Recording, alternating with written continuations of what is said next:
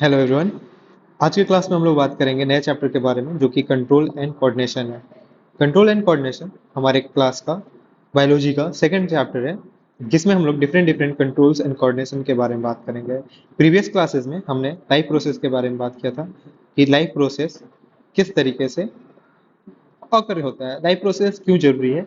हमने बात किया था कि न्यूट्रिशन क्या है, हमने बात किया था रेस्पिरेशन के बारे में, हमने बात किया था ट्रांसपोर्टेशन के बारे में और हमने बात किया था सिक्रेशन के बारे में। ये सारी चीजें हमने पढ़ रखा था प्रीवियस चैप्टर्स में, प्रीवियस क्लासेस में। आज के क्लास में हम लोग डिस्कस करेंगे control and coordination. Life process में कंट्रोल एंड कोऑर्डिनेशन एक ऐसा फैक्टर है जिसको हम बात करें तो हमारा पूरा का पूरा बॉडी डिपेंडेंट है कंट्रोल एंड कोऑर्डिनेशन पे।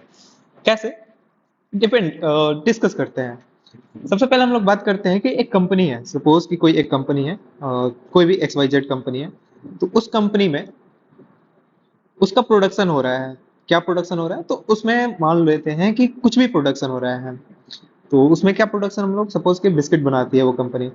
अगर वो कंपनी बिस्किट बना रही है तो बिस्किट को कंज्यूमर तक पहुंचाने के लिए एक प्रॉपर नेटवर्क होगा। कंपनी को पता होगा कि उसे लॉस कहाँ हो रहा है, कंपनी को पता होगा उसे प्रॉफिट कहाँ हो रहा है, कंपनी को पता होगा कि लोगों की चॉइस क्या है। यानी कि कंपनी एक तरीके से कहा जाए तो पूरी तरीके से इस प्रोडक्शन को, ये जो प्रोडक्ट है उसका बिस्किट है, उसको कंज्यूमर तक पहुंचा रही है। और उसके लिए उसने डेडिकेटेड चैनल्स बना रखे हैं। ऐसा ये नहीं है कि बस कंपनी ने गया और एक्स वाई जेड पर्सन से बोला कि अच्छा भाई साहब तुमको बिस्किट खाना है, ओके ओके मेरे पास है, ले लो और खा लो। ऐसा तो होगा नहीं। उसके लिए पहले कंपनी डिस्ट्रीब्यूटर को ढूंढेगी, डिस्ट्रीब्यूटर फिर रिटेलर्स को ढूंढेगा, ढूंढेगा नहीं, कांटेक्ट करेंगे एंड वो एक दूसरे के साथ फाइनली बिस्किट एक ऐसे स्टेज पे पहुंच जाएगा जैसे कि हम अपने घर के बगल में जाकर दुकानदार से और 10 रुपए की बिस्किट खरीद कर लाते हैं। उसी तरीके से हमारे बॉडी में फंक्शन होता है। हमारे बॉडी में कंट्रोल एंड कोऑर्डिनेशन, जैसे कि यहाँ पे आप देख रहे हो कि बेसिक डेफिनेशन में कंट्रोल एंड कोऑर्डिनेशन है क्या। कंट्रोल एंड कोऑर्डिनेशन में किसी भी लिविंग ऑर्गेनिज्म में सबसे पहले स्टिमुली यानी कि डिटेक्शन। हम डिटेक्ट क्या कर रहे हैं, रिक्वायरमेंट कह सकते हो एक प्रकार से, या फिर ये कह सकते हो कि सामने जो चीजें हैं उसको हम लोग ग्रैब कैसे कर रहे हैं। फिर उस जो इंफॉर्मेशन को हमने लिया, सपोज कि मैंने किसी पर्सन को देखा, तो मैं कर रहा हूँ, मैंने अपने आंख, जो मेरी आई एक रिसेप्टर की तरह काम करेगी, उस आंख से मैंने उस पर्सन को देखा और फिर मैं उस इंफॉर्मेशन को क्या कर रहा हूँ, प्रोसेस कर रहा हूँ कि मैंने किस पर्सन को देखा। सपोज मैंने किसी पर्सन को देखा, एक्स वाई जेड पर्सन, मैं मान लो प्रधानमंत्री को देखा, ठीक है। मान लो कि मैंने किसी आर्मी के जवान को देखा, तो मैं उसको क्या कर रहा हूँ, इंफॉर्मेशन को प्रोसेस कर रहा हूँ। सबसे पहले स्टिम्युली होगा, फिर उस इंफॉर्मेशन को प्रोसेस किया जाएगा एंड देन आफ्टर रिस्पॉन्स। अगर आर्मी को, जवान को देख रहा हूँ तो मेरे अंदर से ना एक हैप्पी हार्मोन, अरे भाई साहब क्या मस्त आदमी है, काश मैं भी ज्वाइन कर लेता आर्मी, या फिर ऐसा ना मेरे आने वाले जो जनरेशन होंगे वो आर्मी की ज्वाइन, लेकिन उनके लिए एक पॉजिटिव वाइब आ रहा है। अगर हम किसी चोर को देख रहे हैं या फिर किसी ऐसे पर्सन को देख रहे हैं या फिर जानवर को देख रहे हैं, या फिर तो उनके लिए अलग अलग हमारे बॉडी में कहा जाए तो हार्मोन रिलीज होते हैं, वो चीजें आगे हम लोग पढ़ेंगे। उनके लिए अलग अलग फीलिंग्स जनरेट होता है। तो ये सारी चीजें कौन कंट्रोल कर रहा है, और हम किसी को देख रहे हैं तो उनके देखने से हमारे अंदर फीलिंग्स कैसे जनरेट हो रही है, ये सारी चीजें हम इस चैप्टर में समझेंगे। सेकंड थिंग कि क्वेश्चंस क्या क्या हो सकता है, like how do organism detect changes. अगर सपोज कि आपके सामने कोई चेंज हो रहा है, आपके सराउंडिंग में कोई चेंजेस हो रहे हैं, कैसे चेंज, किस चेंज के बारे में बात किया जा रहा है। तो चेंज मतलब बेसिक अगर मैं बात करूं तो हम लोग नॉर्मल चेंजेस की बात कर रहे हैं। सपोज टेम्परेचर बढ़ रहा है, सपोज आप बैठे हो और अचानक से ठंडी लगने लगी आपको, तो आप उस चेंज को कैसे डिटेक्ट करते हो। और ये बताओ कि ये जो चेंज आपको लग रहा है, अचानक से ठंडा लगने लगा, एसी का टेम्परेचर बढ़ घट गया और आपको ठंडा लगने लगा, तो वो इन्फॉर्मेशन आपके ब्रेन तक कैसे पहुंचा और फिर आपका ब्रेन आपको कैसे सिग्नल दिया कि भाई साहब तुमको लग रहा है ठंडा, अब अपने हाथ से उठाओ रिमोट और करो टेम्परेचर ज्यादा। ये आपको कैसे पता चला। फिर how do different parts of the body work together. यानी कि जब आपको ठंडा लगने लगा और आपने देखा कि अरे भाई साहब ठंडा तो लग रहा है, अब मुझे एसी का टेम्परेचर कम करना है या ज्यादा करना है, तो उसके लिए मुझे हाथ उठाना पड़ेगा, हो सकता है पैर से चल के आपको रिमोट लाना पड़े। तो ये सारी चीजें कैसे कंट्रोल होती है, and then what after, what role do hormones play in the control and coordination. ये हॉर्मोन्स की क्या भूमिकाएं हैं। हॉर्मोन्स मींस बेसिकली, जैसे सपोज कि अचानक से आप बैठे हो और सामने से कोई सडन आवाज आता है, अचानक से बहुत तेज आवाज आता है, आपके हार्ट बीट बढ़ जाता है।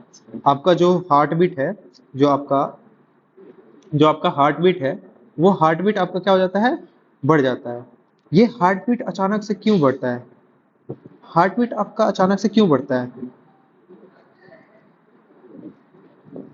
क्यों बढ़ता है आपका हार्ट बीट अचानक से, बताइए। क्योंकि आपको अचानक से एक बॉडी में हार्मोन रिलीज होता है, और उस हार्मोन से आपके बॉडी में ये प्रोसेस होता है कि आपको ऑक्सीजन की रिक्वायरमेंट बढ़ गई, या आपके बॉडी में सडन चेंज हुआ है, आपको अपने हार्ट को या ब्लड सर्कुलेशन को तेज करना पड़ेगा। क्लियर हो रही है मेरी बात? उसी तरीके से कुछ इंपॉर्टेंट चीजें हैं, जैसे कि यहाँ पे हम लोग बात करेंगे कि जो सर्वाइविंग के चांसेस है वो किस तरीके से बढ़ जाता है, किससे, कंट्रोल एंड कोऑर्डिनेशन से।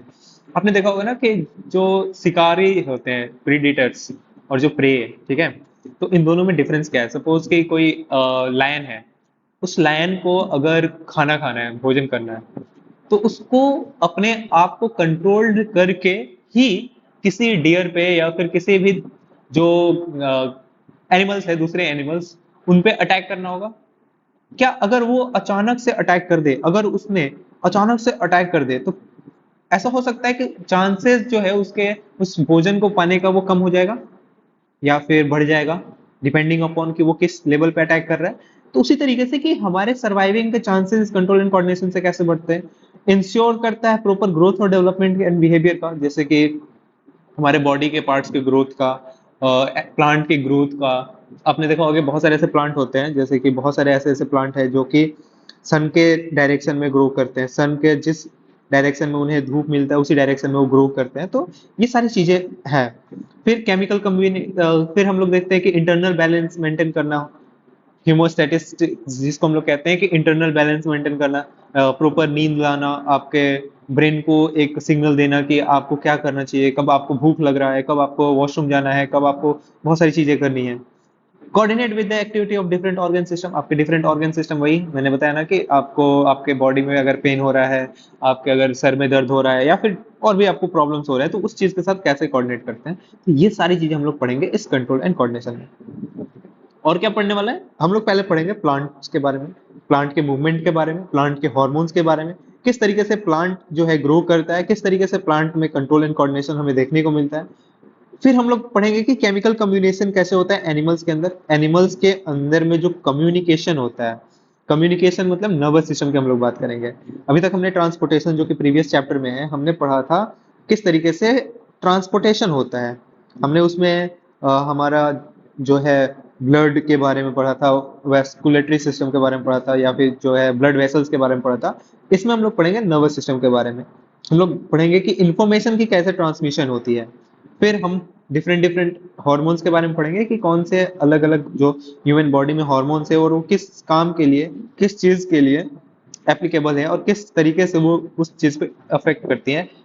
इस चीज के बारे में हम लोग बात करेंगे। फिर हम बात करेंगे इंपॉर्टेंट एनिमल हॉर्मोन्स, जो कि मैंने अभी बात किया।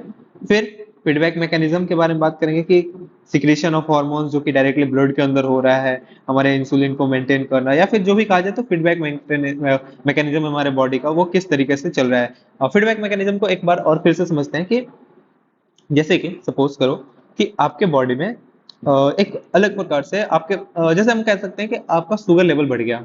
तो जो शुगर लेवल है, शुगर लेवल जो बढ़ा आपका, तो ये जो शुगर लेवल है इसको कौन कंट्रोल करेगा? Who will control this sugar level? कौन कंट्रोल करेगा? आपने पढ़ा प्रीवियस चैप्टर में, इंसुलिन है। इंसुलिन से जो आप शुगर लेवल को कंट्रोल कर रहे हो, इस इंसुलिन को रेगुलेट कौन करेगा? इस इंसुलिन को सिक्रेट कौन करेगा? ये इंसुलिन आपके ब्लड में जाके मिक्स कैसे होगा? सर क्या बात कर रहे हैं, पेनक्रियाज से। ऑफ कोर्स पेनक्रियाज से, लेकिन उस पेनक्रियाज को कहेगा कौन, बताएगा कौन कि इंसुलिन रिलीज करो? तो ये सारी चीजें पढ़ेंगे, एंड देन आफ्टर हम लोग समरी पढ़ेंगे कि किस तरीके से कंट्रोल एंड कोऑर्डिनेशन हमारे बॉडी के साथ, सिस्टम के साथ, और प्रॉपरली हमारे सर्वाइवल और ग्रोथ के साथ कोऑर्डिनेट करके हमें आगे बढ़ाता है।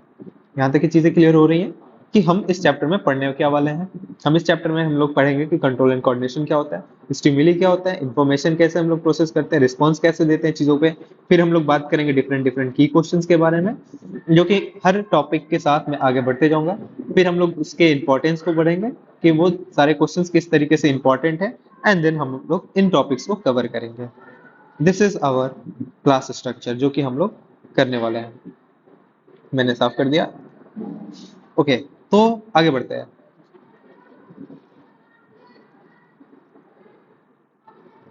स्टार्ट करते हैं हमारा पहला कंट्रोल एंड कोऑर्डिनेशन। किसमें? लिविंग ऑर्गेनिज्म में। कौन से लिविंग ऑर्गेनिज्म? ऑफ कोर्स पहले हम लोग बात करेंगे एनिमल से कि जो कंट्रोल एंड कोऑर्डिनेशन है वो कैसे काम करता है, कंट्रोल एंड कोऑर्डिनेशन कैसे ये फंक्शन करता है, कोऑर्डिनेट कैसे करता है। सो लिविंग ऑर्गेनिज्म डिटेक्ट चेंजेस, जो लिविंग ऑर्गेनिज्म है detect changes in the environment and respond with the right moment. Exactly यहाँ पे समझना, respond with the right moment. ये राइट मोमेंट क्या है? These responses are controlled and coordinated by the specialized system। ऐसा नहीं है कि वो जैसे तैसे कंट्रोल हो जाएगा। सपोज आप तवे पे हाथ रखते हो तो आपका हाथ अचानक से पीछे आ जाता है क्योंकि वो तवा गर्म है, और आपके हाथों को सेंस मिला कि वो भाई गर्म चीजों पे हमें हाथ नहीं रखना है। तो ये स्पेसिफाइड स्पेशलाइज्ड सिस्टम के थ्रू हुआ। ऐसा नहीं हुआ कि नॉर्मली आपने रखा और आपको पता चल गया अच्छा ये गर्म है अब चलो पीछे कर लेते हैं हाथ क्योंकि मैं जल जाऊंगा। नहीं, ऐसा नहीं हुआ। आपने जैसे ही रखा और आपका हाथ गलती से टच हुआ और वो हाथ पीछे खिसक गया, आपने उस हाथ को पीछे कर लिया। तो ये स्पेशलाइज्ड सिस्टम के साथ हुआ। ऐसा यूं ही नहीं हो गया कि हाँ चलो ठीक है तवे पे हमने हाथ रखा, अब सोच रहे हैं कि अच्छा तवे पे हाथ रखे हैं गर्म होगा ना, हमारा हाथ जल जाएगा, चलो हाथ पीछे कर लेते हैं। ऐसा तो हमने किया नहीं, ऐसा नहीं ना किया। हमने जैसे ही तवे को टच किया हमारा हाथ पीछे हो गया ऑटोमेटिक।